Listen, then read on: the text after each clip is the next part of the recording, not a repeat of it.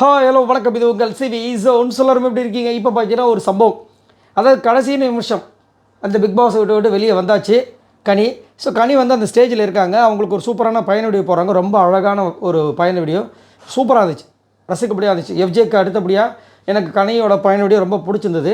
அது மட்டும் இல்லாமல் நான் முதல் சொன்னது தான், இந்த கிச்சனில் வந்துட்டு யார் எவ்வளோ பேர் வந்திருந்தாலும் கனி மாதிரி வந்து சமைச்சு அதை சந்தோஷமாக பரிமாறுற ஆள் யாருமே கிடையாது. அது மட்டும் ஒத்துக்கலாம்.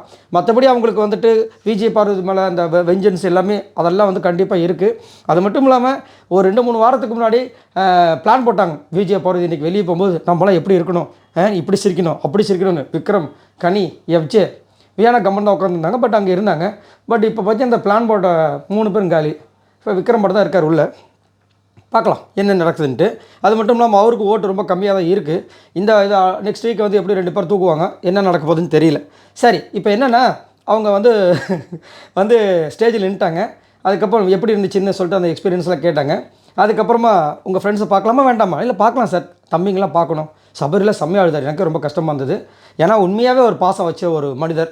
அப்புறம் விக்ரமும் ரொம்ப ஃபீல் பண்ணி சொல்லிட்டு இருந்தார். அப்போ வந்துட்டு இப்படி இது ஸ்க்ரீன் ஓப்பன் ஆனோடனே விஜய் பாரு சார், மக்களுக்கு ரொம்ப நன்றி சொல்லணும் சார். பார்வதி பாரு பாரு பாரு பாரு அப்படின்ற மாதிரி இருந்துச்சு. அந்த பக்கம் உடனே விஜய் சேதுபதி வச்சு செஞ்சார். ஏம்மா கனி வெளியே அனுப்புனதுக்கா அப்படின்னு.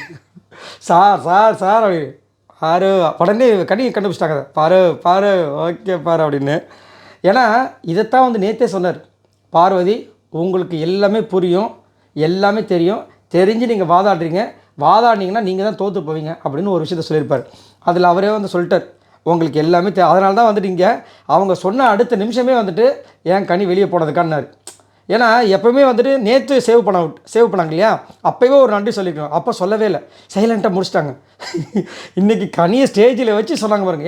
ஏன்னா இதுக்கு முன்னாடி வந்துட்டு அந்த வீட்டை விட்டு வெளியேறதுக்கு அந்த டோர் ஓப்பன் ஆகும் பாருங்க, அங்கே நிற்கும் போதே பார்க்குறாங்க எல்லாருமே டன்னு சொல்லிட்டு கிளாப் பண்ணுறாங்க.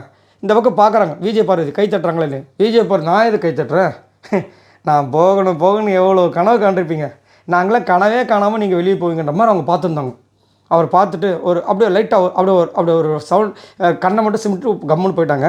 பட் இருந்தாலும் ஒரு நல்ல ஒரு பிளேயர், அது வந்து மாற்றுக்கிறதே கிடையாது.